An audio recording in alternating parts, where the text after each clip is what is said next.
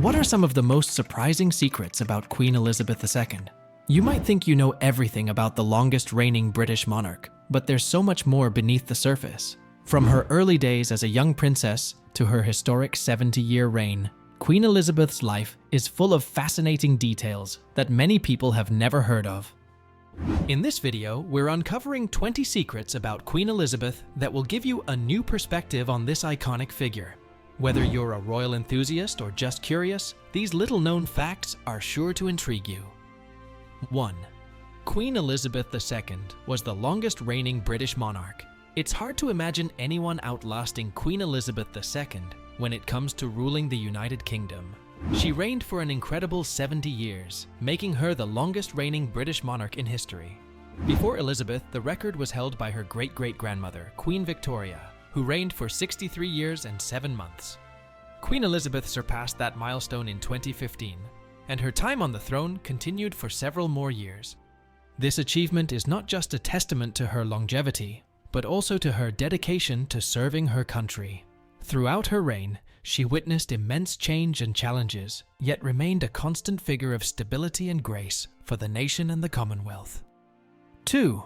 Queen Elizabeth II was the oldest monarch in the world. Can you believe that before she passed away at age 96, Queen Elizabeth II held the title of the oldest monarch in the world?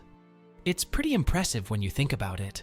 Not only did she reign for 70 years, but she also lived to an incredible age, outlasting many other world leaders and monarchs.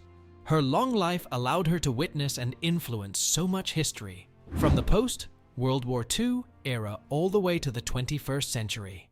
Throughout all those years, she remained a symbol of continuity and resilience, earning respect and admiration from people around the globe. Queen Elizabeth's longevity was more than just a number. It was a testament to her enduring strength and dedication to her role. 3. Queen Elizabeth II was the longest reigning female monarch ever. When it comes to breaking records, Queen Elizabeth II didn't just stop at being the longest reigning British monarch, she also became the longest reigning female monarch in world history. That's quite an achievement. Throughout her 70-year reign, she outlasted all other female rulers, solidifying her place in history. This wasn't just about longevity, it was about her remarkable ability to lead through decades of change, adapting to new challenges while maintaining the respect and loyalty of her people. From the early days of her reign in the 1950s to her final years, Queen Elizabeth's enduring presence on the throne made her a truly historic figure, not just in Britain, but across the world. 4. Queen Elizabeth II celebrated her birthday twice a year. Imagine getting to celebrate your birthday twice every year. That's exactly what Queen Elizabeth II did. Born on April 21, 1926, the Queen had a private celebration on her actual birthday in April. But that wasn't the end of the festivities. She also had an official birthday in June, which was marked with the Grand Trooping the Colour Parade. This tradition of having two birthdays dates back to King George II, who wanted to ensure that his birthday could be celebrated in good weather, and it continued with Queen Elizabeth. The June celebration became a big public event, allowing people across the UK to join in the festivities. It's just one of those unique royal traditions that made Queen Elizabeth's life so fascinating. 5. Queen Elizabeth II's full name is Elizabeth Alexandra Mary Windsor. You might know her as Queen Elizabeth II, but did you know her full name is Elizabeth Alexandra Mary Windsor? Each part of her name carries a special significance.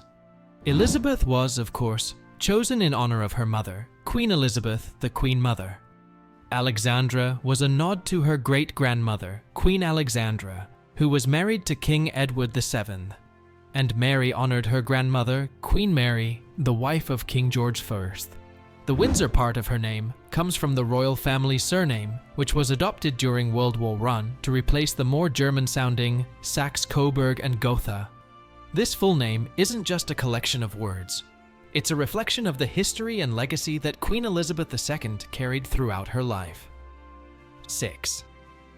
Queen Elizabeth II's name honors her family's legacy. Queen Elizabeth II wasn't just given any name. She was named after some of the most important women in her family's history.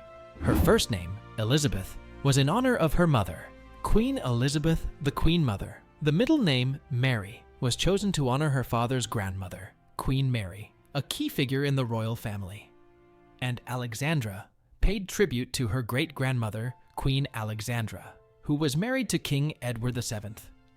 Each name carries a piece of royal history, linking Queen Elizabeth II to the strong women who came before her. This thoughtful naming was a way to continue the legacy of the royal family, ensuring that the influence of these remarkable women lived on through her. 7. Queen Elizabeth II was nicknamed Lilibet as a child. When Queen Elizabeth II was just a young princess, she was affectionately called Lilibet by her family. This sweet nickname came about because she couldn't quite pronounce Elizabeth as a child, and it stuck. The name became so cherished that even as she grew up, her close family members continued to use it. The nickname took on even more significance when Prince Harry and Meghan Markle chose to honor the Queen by naming their daughter Lilibet Lily Diana Mountbatten Windsor. The name not only pays tribute to the Queen, but also to Prince Harry's mother, the late Princess Diana. It's a beautiful way to carry forward the legacy of two remarkable women in the royal family. 8. Queen Elizabeth II nicknamed her sister Bud.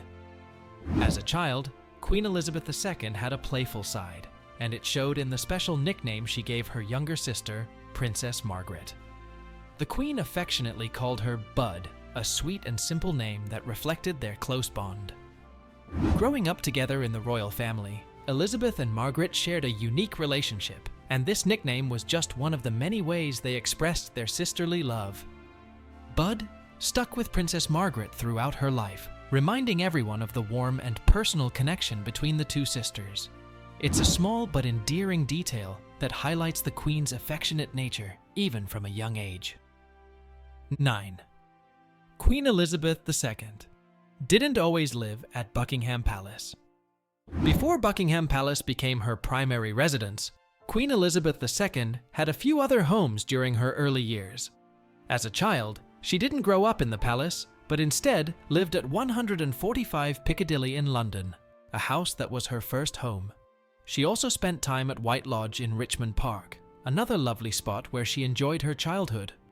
In addition to these, her parents owned the Royal Lodge in Windsor Great Park, which served as their country retreat. It wasn't until later in her life, and especially after becoming queen, that Buckingham Palace became her main home. Interestingly, in the final years before her passing, she moved back to Windsor Castle, where she found comfort and peace amid the challenges of the COVID-19 pandemic. 10. Queen Elizabeth II had a busy childhood. Even as a child, Queen Elizabeth II had a packed schedule. She wasn't just any ordinary kid. She was already preparing for a life of duty and service. According to the royal family's website, she studied art and music, which helped shape her appreciation for culture. She also learned to ride horses, a skill that would become one of her lifelong passions. At age 11, she joined the Girl Guides and later advanced to Sea Ranger, showing her adventurous spirit. By age 13, she was already making a splash, literally, by winning the Children's Challenge Shield for strong swimming at London's Bath Club. All of these activities kept young Elizabeth busy and laid the foundation for the disciplined and dedicated monarch she would become. 11. Queen Elizabeth II gave her first speech at age 14. At just 14 years old, Queen Elizabeth II stepped up to the microphone for her first public speech. It was October 13, 1940, and the world was in the midst of World War II.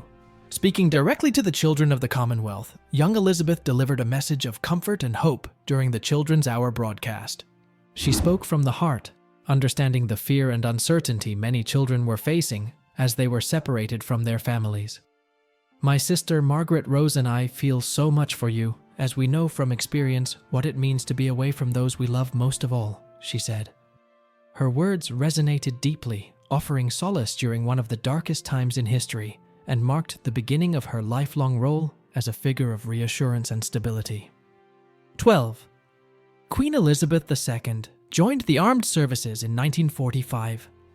In 1945, Queen Elizabeth II made history by becoming the first female member of the royal family to join the armed services as a full-time active member. At just 19 years old, she enrolled in the Auxiliary Territorial Service, ATS, during World War II, eager to contribute to the war effort. During her time in the ATS, she learned valuable skills like driving and vehicle maintenance, showing her willingness to get her hands dirty and learn alongside her fellow recruits. Starting as a second subaltern, she quickly proved herself and was promoted to junior commander, the equivalent of a captain. Her service in the ATS not only demonstrated her commitment to her country, but also highlighted her determination to lead by example, even at a young age. 13.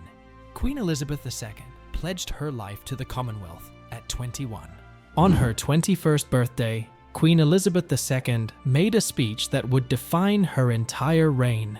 It was during this milestone moment that she dedicated her life to serving the Commonwealth. Speaking with a maturity beyond her years, she made a heartfelt promise to the people of the Commonwealth, declaring, "My whole life, whether it be long or short, shall be devoted to your service." This commitment wasn't just words, it became the guiding principle of her reign. From that day forward, she worked tirelessly to uphold this promise, focusing on unity, peace, and the well-being of the Commonwealth nations. It was a powerful declaration from a young woman who would go on to become one of the most respected and admired figures in history. 14. Queen Elizabeth II wasn't always expected to be queen. When Queen Elizabeth II was born, no one expected her to become queen.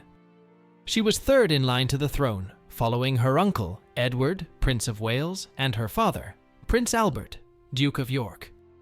But everything changed in 1936, when her grandfather, King George V, passed away. Her uncle Edward became King Edward VIII, but his reign was short-lived. By the end of the year, he abdicated the throne to marry Wallis Simpson, a move that shocked the nation. This unexpected turn of events meant that Elizabeth's father became King George VI, and young Elizabeth suddenly found herself next in line. When her father passed away on February 6, 1952, Elizabeth began her historic reign, stepping into a role that few had anticipated for her. 15. Queen Elizabeth II studied hard to prepare for the throne. After her father became king, Queen Elizabeth II knew she had to prepare for the important role that awaited her. Even as a young princess, she took her future responsibilities seriously. To get ready for her eventual reign, she studied constitutional history and law, gaining a deep understanding of the British government and its workings. Her education didn't stop there. Elizabeth also received lessons on religion from the Archbishop of Canterbury, which helped shape her strong faith, a cornerstone of her reign. Additionally, she learned French, a skill that would prove valuable in her many diplomatic duties. These studies laid the foundation for the knowledgeable and dedicated monarch she would become, ensuring she was well equipped to lead her country when the time came. 16. Queen Elizabeth II's coronation was the first to be televised. When Queen Elizabeth II was crowned on June 2, 1953, it wasn't just a historic day for the monarchy, it was a groundbreaking moment for television. Her coronation at Westminster Abbey was the first ever to be broadcast on TV, allowing millions of people around the world to witness the event from their own homes. This decision to televise the coronation marked a significant shift, bringing the royal family closer to the public and making history more accessible. For many, it was the first time they could see such a grand and important ceremony unfold in real time, right in their living rooms. The televised coronation helped solidify Queen Elizabeth's connection with her people, setting the tone for a reign that would be both modern and deeply rooted in tradition. 17. Queen Elizabeth II wore the heavy St. Edward's crown. Once, during her coronation, Queen Elizabeth II had the immense honor of wearing St. Edward's crown. This crown, made of solid gold and encrusted with 440 precious and semi-precious stones, is a stunning symbol of royal power and tradition. But with great beauty comes great weight. The crown tips the scales at 4 pounds and 12 ounces. Thankfully, this was the only time she had to wear it. While the crown is an incredible piece of history, wearing it for any length of time would be quite a challenge. Queen Elizabeth's experience with the crown was a once-in-a-lifetime moment, marking her official ascent to the throne and the beginning of her remarkable 70-year reign. 18. Queen Elizabeth II was the 6th queen, crowned at Westminster Abbey. When Queen Elizabeth II was crowned at Westminster Abbey, she joined a long line of royal history. She became the 6th queen to be crowned in this historic location, following in the footsteps of queens before her. The tradition began with Queen Mary Windsor, the first queen to be crowned at the Abbey, setting a precedent for future monarchs. Westminster Abbey has been the site of every British coronation since 1066, making it a place rich with history and significance. For Queen Elizabeth, being crowned there was not just about taking on the role of monarch, it was about becoming part of a centuries-old tradition that continues to shape the British monarchy. As we've uncovered these incredible secrets about Queen Elizabeth II, it's clear her life was filled with fascinating moments and traditions. If you enjoyed learning more about the Queen, make sure to subscribe to the Royal Corner for more royal insights. Don't forget to like, share, and hit the notification bell so you never miss an update from us.